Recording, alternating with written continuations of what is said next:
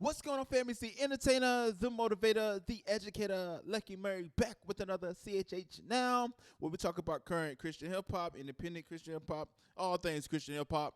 And before I get into this topic, here's what I need you to do: subscribe to the channel and also hit the notification bell. That will allow you to know that every time I drop a video, so you won't miss out, man. And also, I know you want to hit the subscribe button. I know you want the notification bell, so I'm going to give you a few seconds to do it real quick before we get started. So, I just want to do this quick video. I got a review Friday tonight on my online radio station, 44 Radio, and I saw this topic, and it was killing me to talk about it because I feel like this, man. I feel like in the Christian hip-hop space, we are lacking the tools needed to understand what the music business is and exactly business. I just want to talk about the situation. So this artist right here, his name is Aldre. Apparently, he's a California single rapper, and he submitted his song to Rapzilla. Rapzilla wanted to promote it, and I want to kind of talk about some things and give you my insight to what I think. And I also believe this. I believe this situation. I believe that as a community, if you put something out publicly, you should, in theory, handle any criticism or praise that comes with it. Not saying I got criticism for him. I'm just saying that you should be able to handle it. So if he's watching this video, a lot of artists watch my videos sometimes.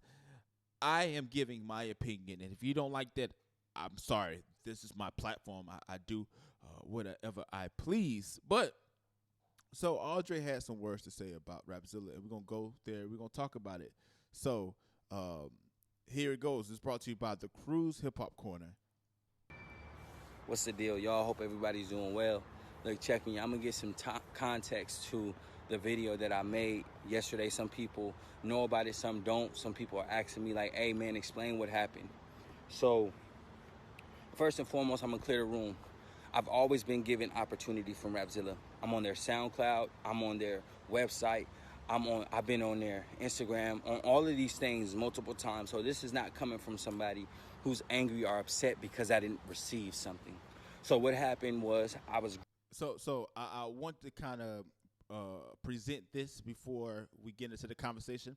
A lot of times, if you have something negative to say, you always start off with the positive. I mean, that is human psychology, I believe.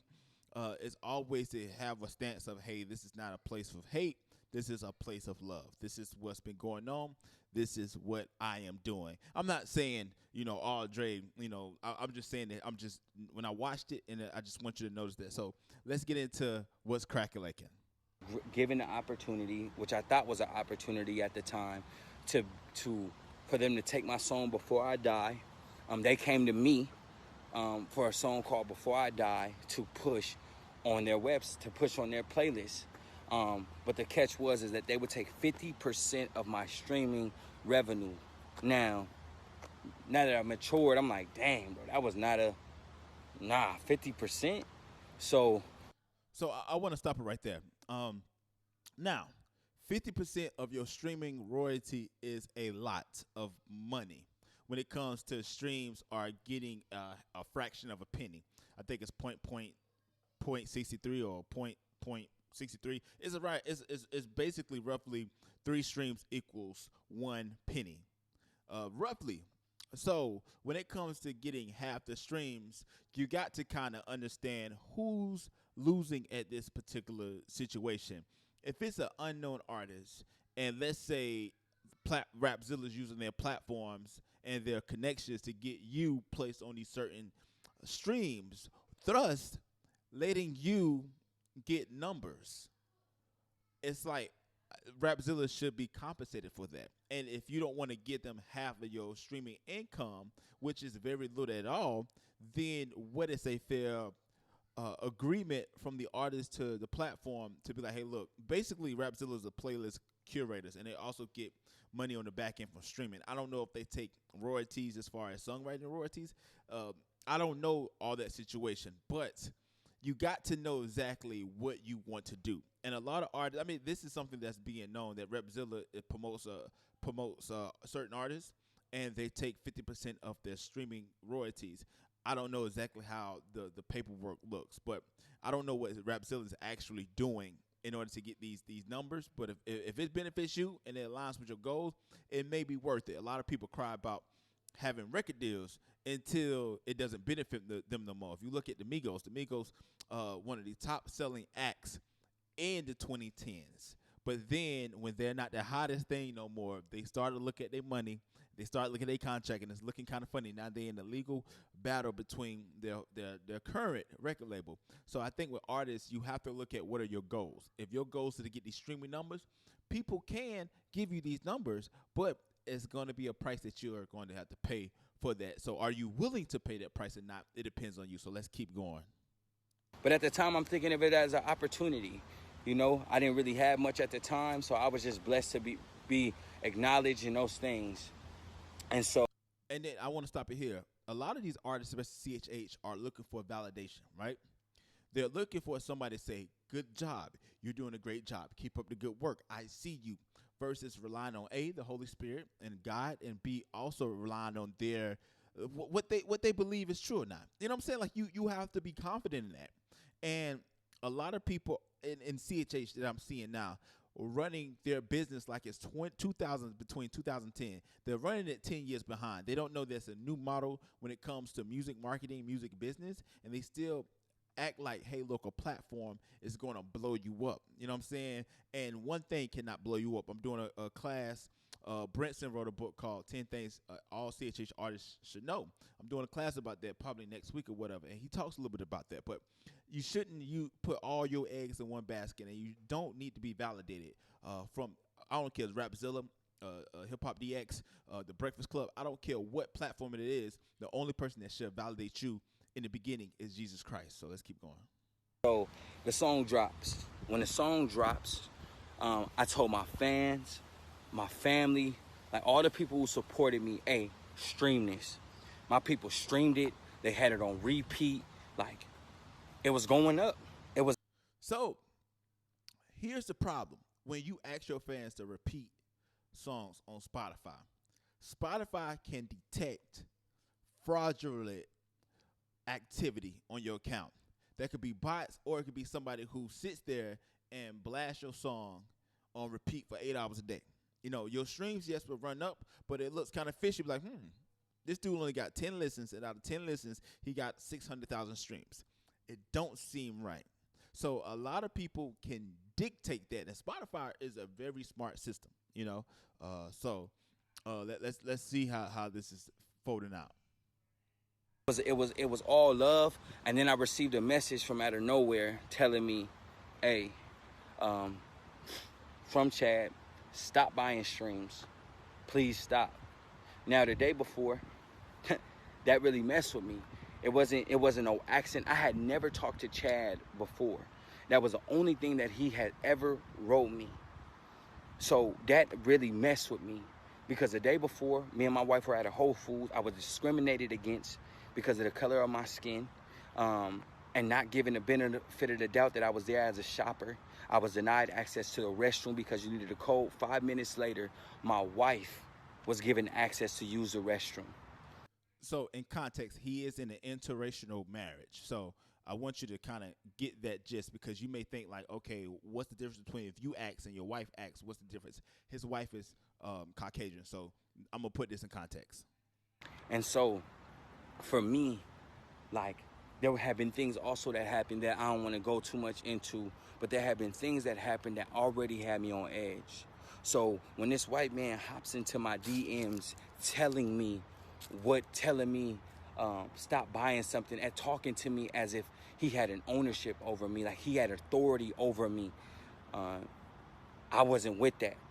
I wasn't. And where I'm from, you don't speak to people like that. I wasn't in the spirit as much, I'm not going to lie. So my immediate response, like, who you talking to?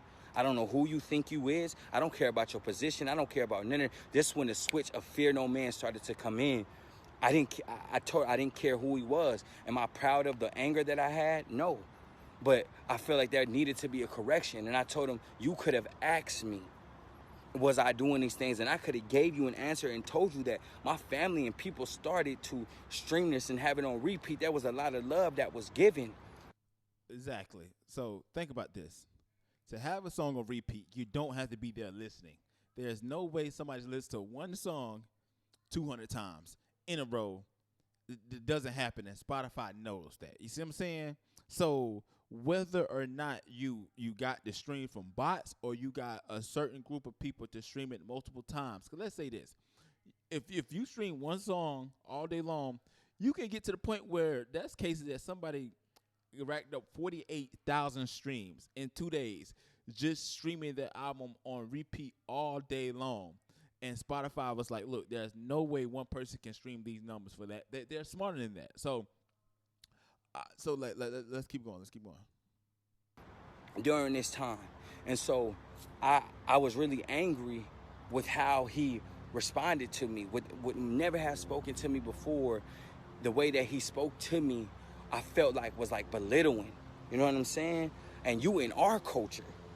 You know what I'm saying? Our culture created the hip hop and rap. I'm not saying other people can't partake, but when I began to study, I started to see there was no black leadership on the Rapzilla staff. Like, there was minorities, but they're not black. They're not from the culture that created the art. And so, like, for me, I believe proper representation is important because in the world, there have been things stolen from us as black people and other people have taken ownership. You know what I'm saying? And for me... And I want to stop here with that because of the simple fact that... And I think that let me play some more before I keep going. Let me play some more, and I'm gonna stop right here. I seen that as culture vulturing for people to have create something, and maybe that I heard there was before, but to still not see nothing now, I find it to be a problem. So let's stop right there. It's only 2 minutes left in the video, so if you want to watch the video, just click on just go on the video and click on that. But I want to talk about this real quick, and I got to go in like 10 minutes. But here's the thing that I necessarily don't like when people do. When people say, hey, look, hip-hop was created by us. And in a sense, there's long rap has been rap way before it was considered hip-hop. You know, it's traced back to old gospel, just gospel groups back in the 30s, something like that, using rhythm through talking, right?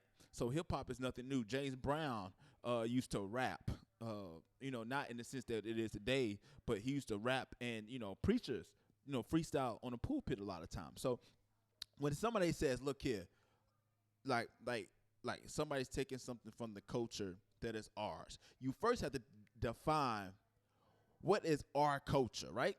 Right, what is our culture? What does being black means, right? So are you saying that only black people can support hip hop? If you look at the main blocks of hip hop, the main like people in hip hop, when you get to a certain level, it becomes white.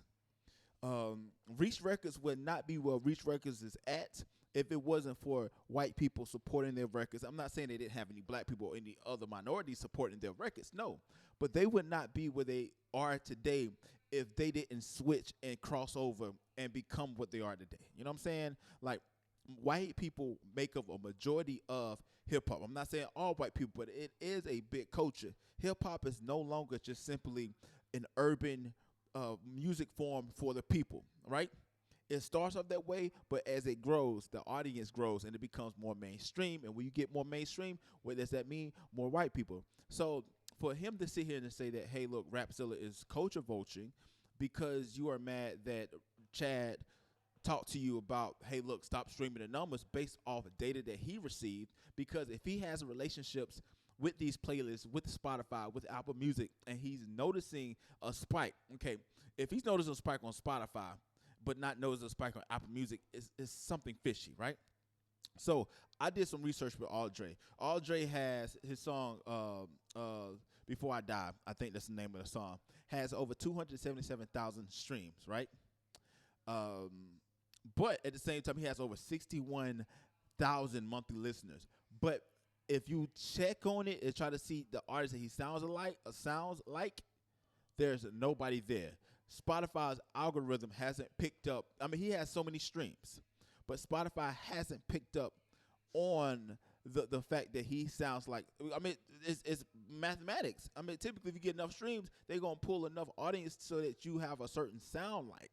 So when you're doing marketing, when you're doing Facebook ads, you know who you sound like. If I looked at somebody like Zay Hill, who has 21,000 monthly listeners, but he has a ton of artists who sound alike. So I'm not saying this man is fluffing his numbers, but at the same time, it's like, look here, you got 61,000 monthly listeners, and you don't have anybody that Spotify could recommend you with. But your song has 277,000 streams.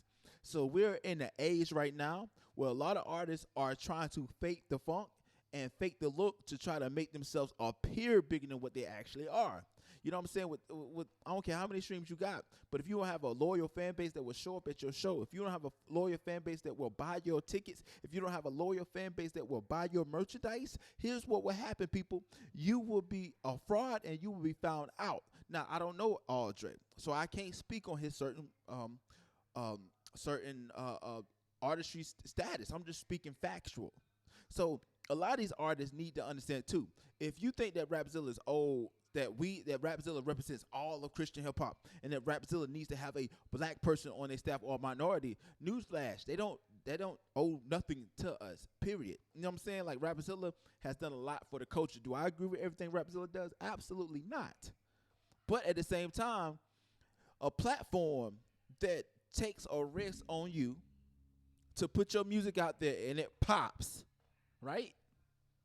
They are taking a risk. Now, if they benefit because your song pops, hey, look, you should have had the insight for yourself to do it your own, right? I don't get it. So I do not like when people say, you know, Rapzilla, Culture Vulture, whatever. And I spoke with Chad when we was at the A3C event. And even though, you know, I compete with him with CHH now, not really competition, you know, I'm getting there.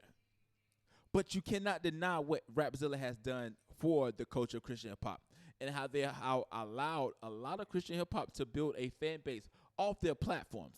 And blog sites are changing right now, people. So you got to understand that. So I feel like it's spoken out of anger, but there's other platforms besides Rapzilla. I have CHH Now. I'm a black man. I own CHH Now. You know, is somebody like Aldre going to come to me? I don't know. Probably not. Here's why. Because I can't guarantee those playlist numbers, those vanity numbers that make you look good. I can't guarantee that. The only thing I can guarantee is that, hey, I care about your music. Hey, at CHH Now, we're going to build a relationship. We're going to grow together. A lot of people don't got time for that. That's understandable.